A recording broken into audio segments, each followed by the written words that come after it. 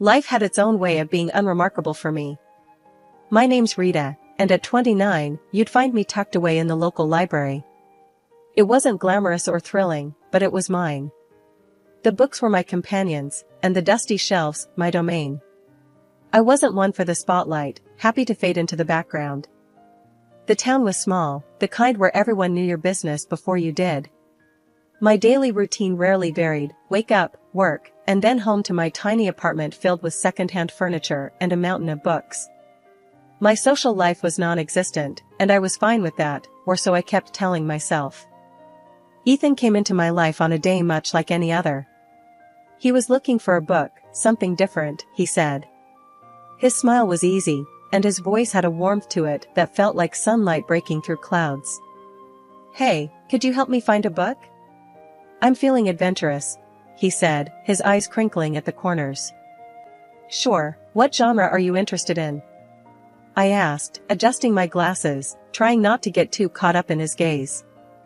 "I don't know, surprise me," he replied with a grin that suggested he enjoyed the mundane challenge he'd set before me. That was the beginning of everything. Our conversations became a regular part of my days. He'd ask about books, and I'd recommend titles, but soon those conversations shifted from the pages of novels to the details of our lives. Ethan was different. He listened, really listened, in a way that made me feel heard for the first time in a long while. One day, he came in looking more determined than usual.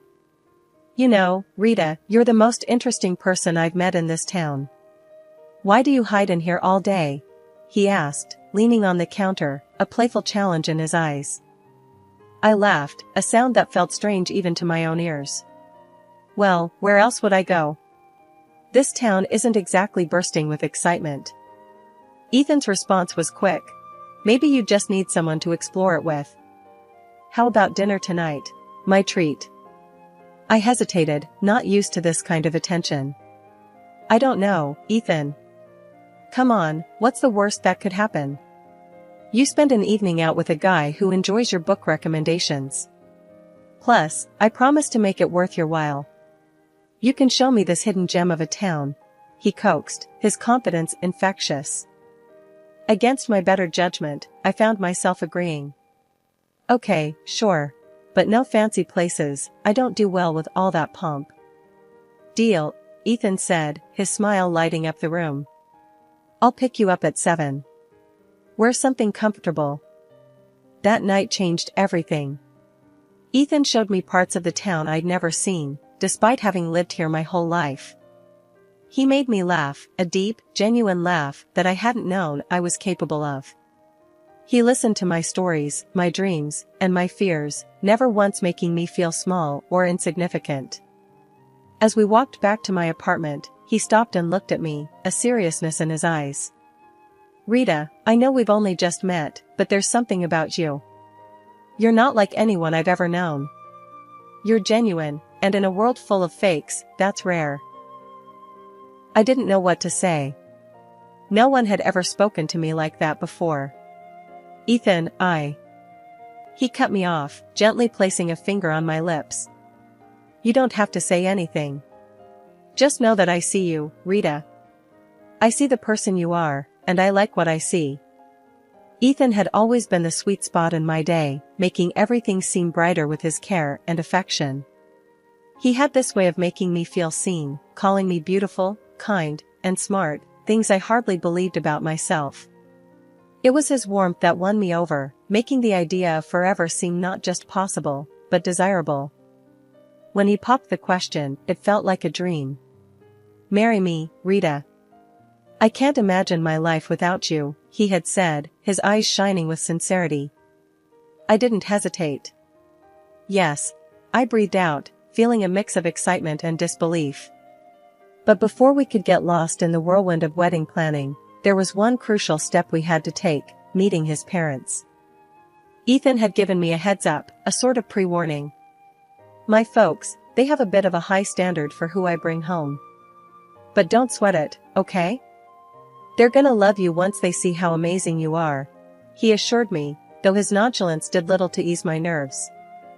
I was a wreck before the meeting, rummaging through my wardrobe for something that screamed modest yet dignified. It felt like an impossible dress code to crack. Ethan, on the other hand, was the picture of calm, almost disinterested, as if the outcome of this meeting didn't weigh on him at all. "You're overthinking it, Rita. Just wear what you're comfortable in," he said casually, which only frayed my nerves further.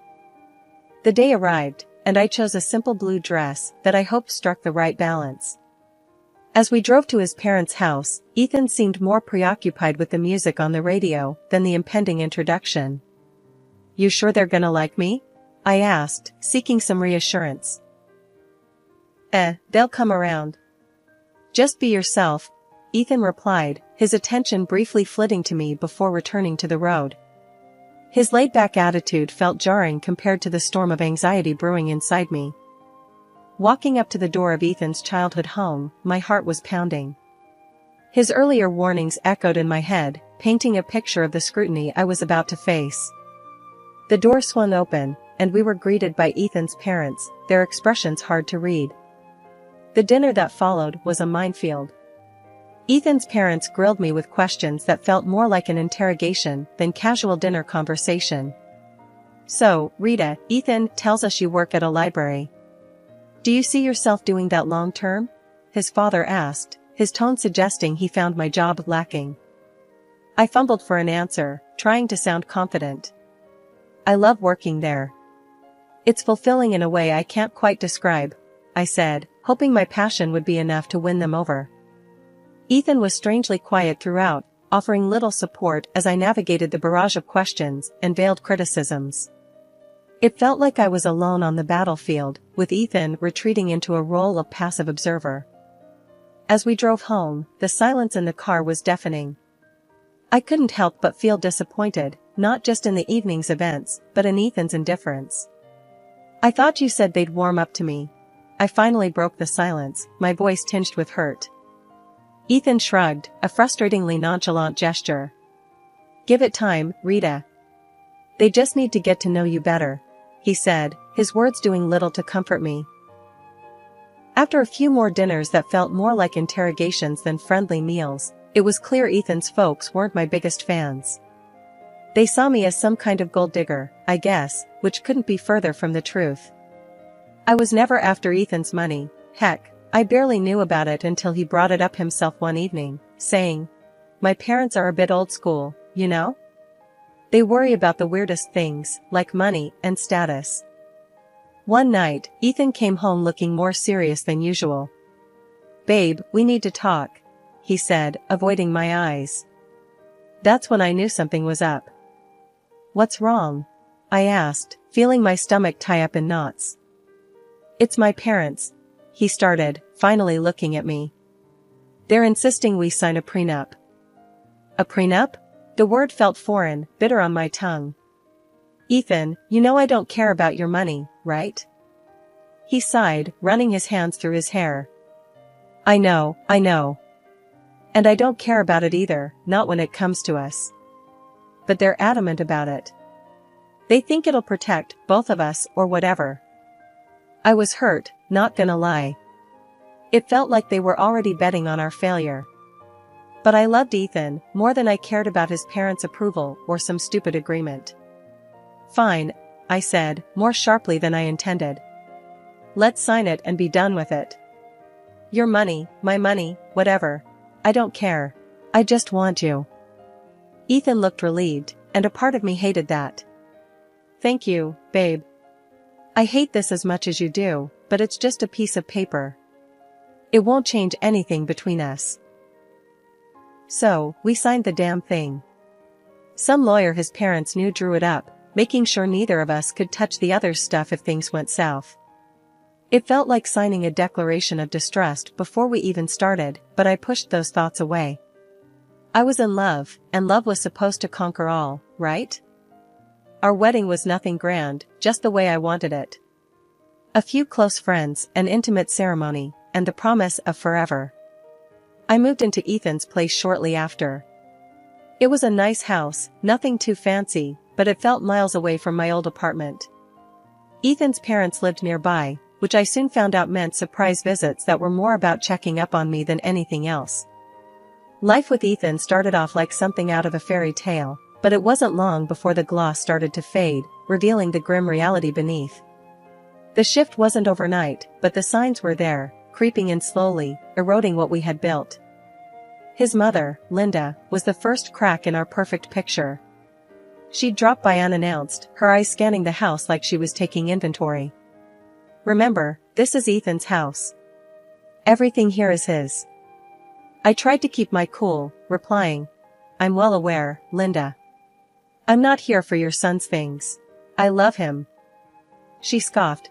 "Love doesn't pay the bills, dear. Just remember, if you ever leave, you leave with what you came with, nothing." One day, she paraded around the house, pointing out every piece of furniture, every appliance, every knickknack that Ethan owned. "See this couch? Ethan's. That painting? Also Ethan's. Remember, dear, in case things go south, you have no claim over any of it," she said, her voice laced with venomous sweetness. It was as if she relished reminding me of my place in their world. Ethan's father, George, wasn't any better. He and Linda acted like they owned our house, not just visiting. They'd demand coffee the moment they walked in, critique how I made it too weak or too strong, then settle in front of the TV, expecting me to wait on them hand and foot. "Grab us some of those chips, will you? And maybe wash those clothes piling up in the corner while you're at it," George would say, not even bothering to look at me. The worst part? Ethan never said a word against it. He'd laugh along, adding his own jabs. "Yeah, she's still learning how to do things right around here. Give her time." I felt like I was losing my mind. This wasn't the man I married, this was someone else, someone cruel and dismissive. "Do you even hear yourself? How can you let them treat me like this?" I'd confront Ethan after his parents left. "Babe, they're just set in their ways. You know how old people are." He'd shrug it off, making it sound like I was the one overreacting. "They don't mean anything by it. Plus, you know we're on their dime. Can't bite the hand that feeds, right?" That line hit me like a slap in the face. So, that was it. I was just the freeloader, the girl who married into their little empire and had to play by their rules or get out. My job at the library, which I loved, was a joke to them, just another reason to look down on me. The days blurred into each other, each one a repetition of the last, until that unremarkable Tuesday when everything changed. I was at work, shelving books, when I felt a sharp pain in my stomach, doubling me over. It wasn't just stress, it was something more, something worse. The next thing I knew, I was in the hospital, the sterile smell of antiseptic filling my nostrils. Lying in that hospital bed, I couldn't help but think how this was a new low. Alone, in pain, and not a single message or call from Ethan. Just when I thought things couldn't get any darker, a knock on the door heralded a visitor I never expected. "Rita Turner?" The man at the door was dressed in a suit, holding a briefcase, looking wildly out of place in the sterile hospital room. "Yeah, that's me. Who are you?" My voice was weak, tired from the pain and the endless cycle of disappointment. "I'm Michael Johnson, a notary. I have something important to discuss with you." His tone was formal, but there was something in his eyes that made me want to listen. I motioned for him to continue, curiosity piqued despite the situation. "It's about your great-uncle, Edward Turner. He passed away recently, and, well, you're his sole heir. Rita, he left you an inheritance." The words didn't make sense at first. "Are you sure you've got the right person? I haven't seen him for 15 years. Michael nodded. "Quite sure. He was a private man, but always remembered you. Wanted to make sure you were taken care of." Lying in the hospital bed, feeling a mix of confusion and anticipation, I watched as the notary prepared to delve into the specifics of my great-uncle's will. He cleared his throat, opened his briefcase, and laid out the documents in front of him. "Rita, your great-uncle was a man of substantial wealth and taste. He left you quite the inheritance. We're not just talking about cash here, though there's plenty of that, $20 million to be exact," Michael began, his voice steady and matter-of-fact. I blinked, still trying to wrap my head around the numbers.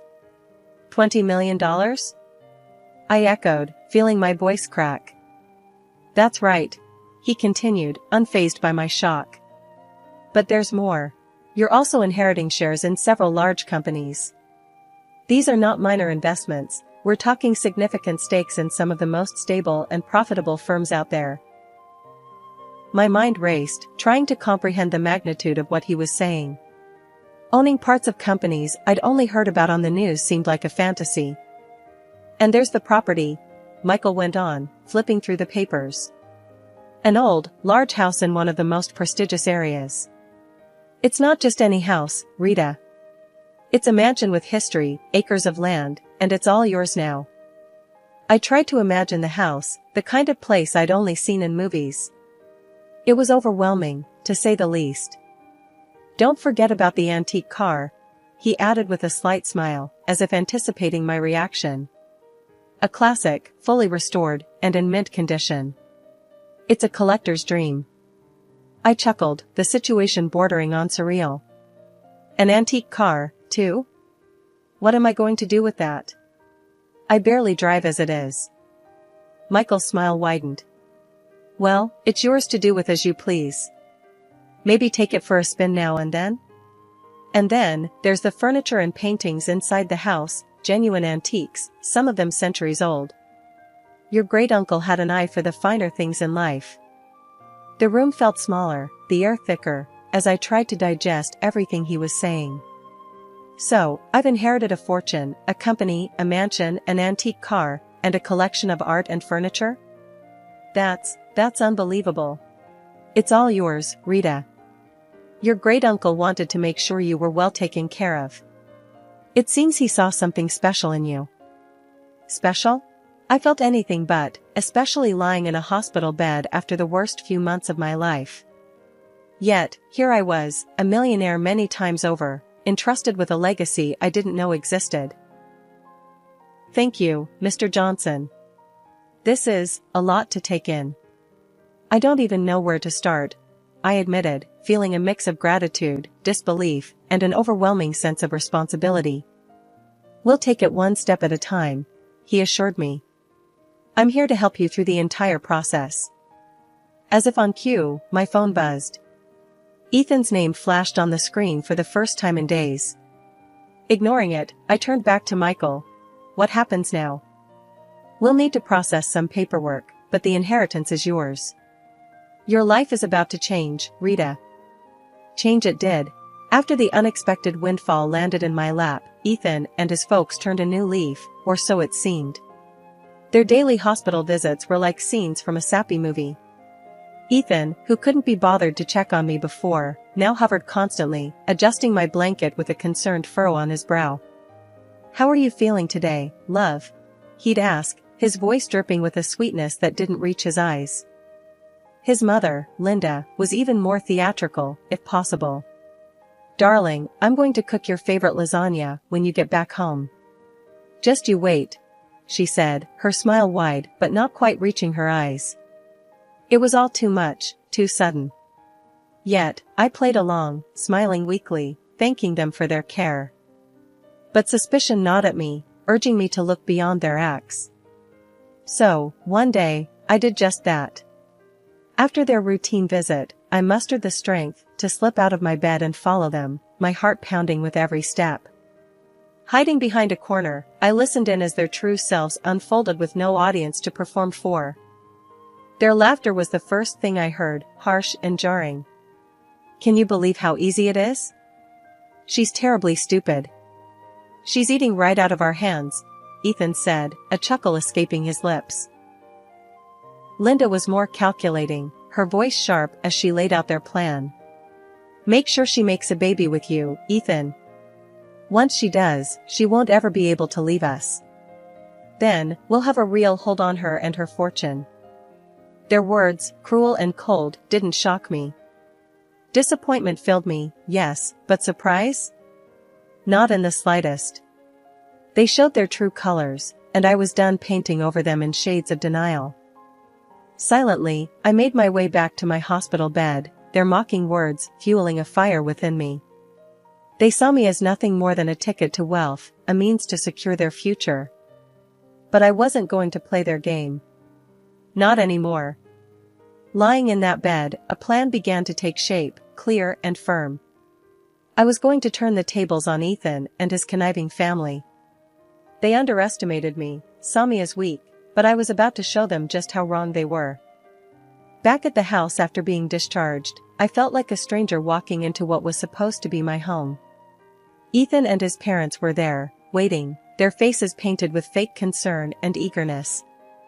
The atmosphere was thick, charged with unspoken tension and expectation. Ethan was the first to break the silence, his voice a blend of feigned sweetness and underlying greed. "Babe, you're home. How are you feeling? We've been so worried about you." Ignoring the lump in my throat, I met his gaze squarely, seeing the man I once thought I knew. "I'm feeling better, thanks. But we need to talk." "All of us," I said, my voice steady despite the turmoil inside. Linda, ever the actress, stepped forward, her hands clasped together as if in prayer. "Of course, dear. We're here for you. Whatever you need." It was now or never. I took a deep breath and laid out my cards. "I'm filing for divorce, Ethan. And before you ask, no, you won't see a dime of my inheritance." The room fell silent, the air sucked out of it as if by a vacuum. Ethan's face paled, his mask slipping to reveal the panic underneath. "Divorce? But why? I thought we were happy?" "Happy?" The word tasted bitter in my mouth. "You, your mom, and your dad have made my life a living hell. You've treated me like a servant, not a wife. And now, suddenly, you're worried about me because I'm worth something to you?" Ethan stammered, struggling to find the words, but Linda, always quick, jumped in. "This is nonsense. We've always treated you like family. You're imagining things, dear." Rolling my eyes, I pulled out the prenuptial agreement from my bag, waving it in front of them. This is what saved me. You thought you could play me, but I'm not the naive girl you took me for." George, silent until now, finally spoke, his voice a mix of anger and defeat. "You'll regret this. We're your family." "No, you were never my family. A family doesn't treat one of their own like dirt and then turn sweet when money comes into the picture. I'm done here."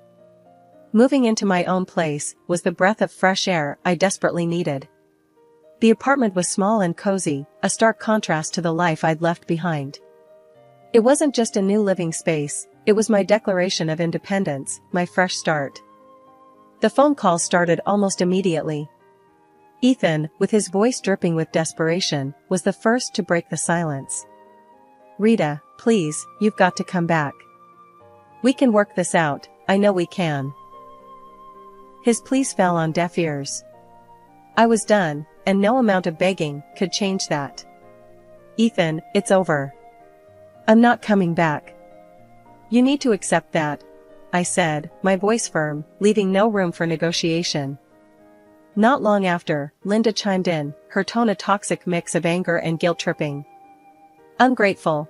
After everything we've done for you. You owe us, Rita. You're making a huge mistake."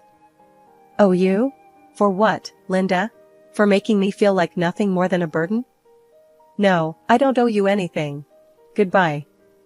Hanging up on her felt like shedding a heavy weight, a final cut from the ties that bound me to a life of misery. The divorce was a relief, a clean break from a past that had threatened to consume me. Through friends, I heard about the fallout between Ethan and his parents. The irony wasn't lost on me, the very document they had insisted on, the prenuptial agreement, was now the source of their family strife. With my great-uncle's inheritance securely in my name, I found purpose in generosity. A significant portion went to charities that mattered to me, causes that would make a difference in the world. But it was the bookstore that became my passion project, a cozy haven for lovers of old and rare books. It was my way of reconnecting with the world, on my terms. My journey hadn't been easy, fraught with challenges and heartache, but standing in my bookstore, surrounded by the stories of countless others, I knew I had found my happy ending. It wasn't just about moving on from Ethan and his family's manipulation, it was about rediscovering who I was and what I loved. Here's to new beginnings, I toasted to myself one quiet evening after closing up shop. The road ahead was uncertain, but it was mine to travel, filled with possibilities and the promise of newfound happiness.